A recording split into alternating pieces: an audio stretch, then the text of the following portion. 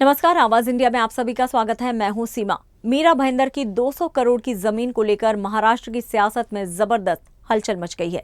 कांग्रेस नेता विजय वडेट्टीवार ने परिवहन मंत्री प्रताप सरनाईक पर गंभीर आरोप लगाए। कहा कि उन्होंने करोड़ों की जमीन सिर्फ 3 करोड़ में हड़प ली। लेकिन अब मंत्री सरनाईक ने खुद सामने आकर पूरे मामले पर सफाई दी है। सरनाईक का कहना है कि ये जमीन उनकी बहू के सिद्धेश चैरिटेबल ट्रस्ट को शैक्षणिक कार्यों के लिए किराए पर दी गई है और सभी सरकारी नियमों का पालन किया गया है। ये सौदा पूरी तरह कानूनी और पारदर्शी है। हमने जमीन पर 4 करोड़ 55 लाख का मुद्रांक शुल्क और 1 करोड़ 28 लाख की स्टैंप ड्यूटी भरी है। भ्रष्टाचार या गैरकानूनी कब्जे का सवाल ही नहीं उठता। सरनाईक ने कहा है कि वे पहले कानूनी नोटिस देने पर विचार कर रहे थे, लेकिन विजय वडेट्टीवार से बात हो जाने के बाद अब मामला वहीं खत्म कर दिया गया है। कल हमारे राज्य के माजी विरोधी पक्ष नेता, माजी मंत्री तथा कांग्रेस के बड़े नेता, विदर्भ के बड़े नेता आदरणीय वडेट्टीवार जी ने मुझ पर आरोप किया था कि प्रताप सरनाईक की मीरा भाईंदर में कहीं पे ज़मीन है और 200 करोड़ की ज़मीन उन्होंने 3 करोड़ में ली है।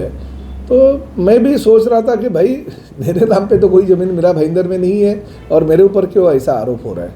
तो मैंने सोचा कि चलो कल वो पत्रकार परिषद ले रहे हैं 11 बजे, तो उसके बाद में जो भी वो बात करेंगे उसके बाद में मैं मीडिया को बताऊंगा। मगर 11 बजे उनकी प्रेस कॉन्फ्रेंस नहीं हुई। फिर 12 बजे मैंने खुद उनको फ़ोन किया और मैंने बोला कि वडेट्टीवार जी, मैं राज्य का मंत्री हूँ, जिम्मेदार मंत्री हूँ, आप भी बड़े नेता हो, मंत्री के पद पे आप रह चुके हो, विरोधी पक्ष नेता थे इस राज्य के आप, और आप ऐसे आरोप मुझ पर कर रहे, तो क्या हकीकत है। तो उन्होंने कहा कि मुझे किसी ने कुछ मालूमात दी है कि आपकी ऐसी ऐसी ज़मीन है। तो मैंने उनको क्लियर कट जो मीरा भाईंदर शहर की जो ज़मीन के बारे में उन्होंने बात की थी उसके बारे में मैंने कहा कि मेरी जो बहू है उसकी थाना में, मीरा भाईंदर में एजुकेशन इंस्टीट्यूशन है और बहुत सारे बच्चे वहाँ पे पढ़ते हैं। जूनियर केजी से लेके 12वीं तक की वो एजुकेशन इंस्टीट्यूशन है।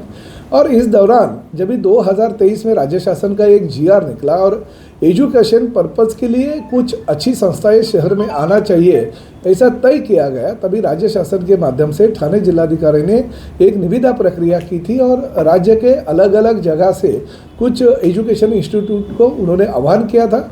उस आह्वान के आधार पर हमारे जो मेरी बहू की संस्था है सिद्धेश चैरिटेबल ट्रस्ट, उन्होंने उसमें भाग लिया और उनको कंपटीशन में वो जो ज़मीन है वो भाड़े तत्व पे यानी कब्जे वहीवाट में मिली है कि कौन सा भी एजुकेशन इंस्टीट्यूट अगर आप चलाते हो तो ये कब्जा आपको मिलेगा, मगर जिस वक्त शासन को इस ज़मीन की ज़रूरत लगी वो आपको देना पड़ेगा।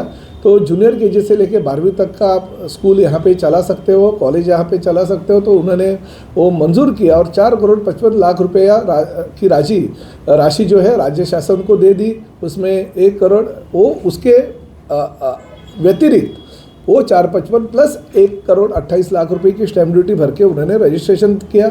वहाँ पे स्कूल का जो प्रस्तावित है वहाँ पे जूनियर केजी से लेके 12वीं तक का है, मगर किसी भी तरह का वहाँ पे ऐसी ज़मीन के बारे में जो धांधली नहीं हुई। राज्य शासन का जो जीआर है वो जीआर के अनुसार उनको रेडी रेकनर रेट के हिसाब से जो भी परसेंटेज भरना चाहिए वो परसेंटेज देके मिली। और फिर एक बार मैं कहना चाहता हूँ, ये ज़मीन राज्य शासन ने किसी संस्था को प्रदान नहीं कर दी है, कब्जे में दी है ताकि वो एजुकेशन अच्छी इंस्टीट्यूशन चलाए। राज्य शासन को जिस वक्त उस ज़मीन की ज़रूरत होगी तभी राज्य शासन ले सकता है। यहाँ पे स्कूल के अलावा और कुछ भी नहीं बना सकते। अगर कुछ बनाने की कोशिश की तो भी जो नियम और अटी दिया है उसमें वो राज्य शासन वापस भी ले सकती है। इसके तौर पे ये लीज पे दी गई हुई ज़मीन है। तो ये मैंने वडेट्टीवार से बात किया तो उनका भी समाधान हो गया और उन्होंने कहा कि मुझे तो